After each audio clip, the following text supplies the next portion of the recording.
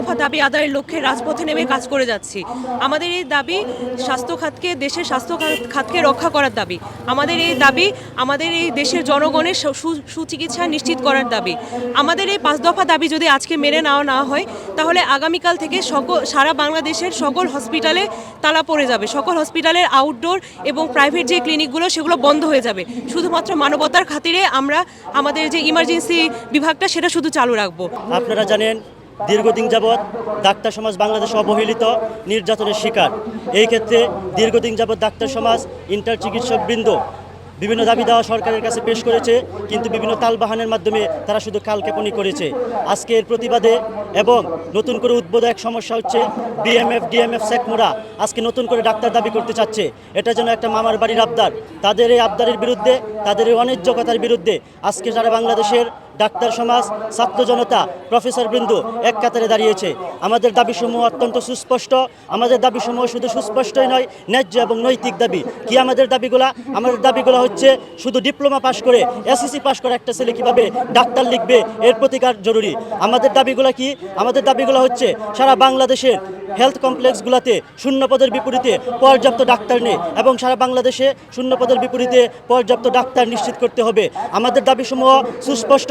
সারা বাংলাদেশে দেখা যায় যেখানে চিকিৎসা সমস্যা দিতে যাচ্ছে, বিভিন্ন অন্যায্য দাবি নিয়ে তাদের উপর হামলা করা হচ্ছে, নিরাপত্তা নিশ্চিত করা যায়নি। নিরাপত্তা নিশ্চিত করতে হবে এবং তাদের কর্মস্থলে সামগ্রিকভাবে পর্যাপ্ত পুলিশ নিরাপত্তার ব্যবস্থা করতে হবে।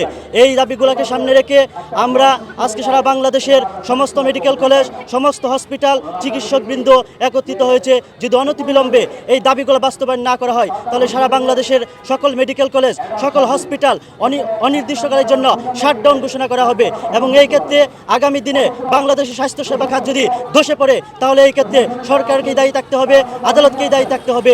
এর দায়ী হসপিটাল কিংবা চিকিৎসক সমাজ নেবে না। আশা করি অতি শীঘ্রই স্বাস্থ্য খাতের কর্তা ব্যক্তিরা, আদালত, উপদেষ্টা, সরকারের টনক নড়বে, অনতিবিলম্বে ডাক্তারদের ন্যায্য নৈতিক অধিকারগুলো আদায় করবে। ডিএমএফ ম্যাক্স এদের অযৌক্তিক দাবির বিরুদ্ধে আমরা আজকে এখানে দাঁড়াইছি। ডাক্তার সমাজের এটা প্রাণের দাবি। এই দাবি যদি পূরণ না হয়, তাহলে আমরা পরবর্তীতে অনেক কঠোর কর্মসূচি গ্রহণ করব। আজকে আদালতের রায় দেওয়ার কথা আছে, সেই রায় যদি আমাদের পক্ষে না আসে, তাহলে ডাক্তার সমাজের স্বাস্থ্য খাতে যদি ধস নামে, সেক্ষেত্রে ডাক্তারদের কোনো দায় থাকবে না। হাইকোর্টের বিধান তারা দাবি করছে, এটি একটি অনধিকার চর্চা, একটি অন্যায় চর্চা। তার কারণ হচ্ছে একজন সারা বিশ্বব্যাপী এমবিবিএস কোর্স বা এই বেসিক যে ডাক্তারি কোর্স, এটি একটি দীর্ঘ 6 থেকে 7 বছর ব্যাপী একটি কোর্স।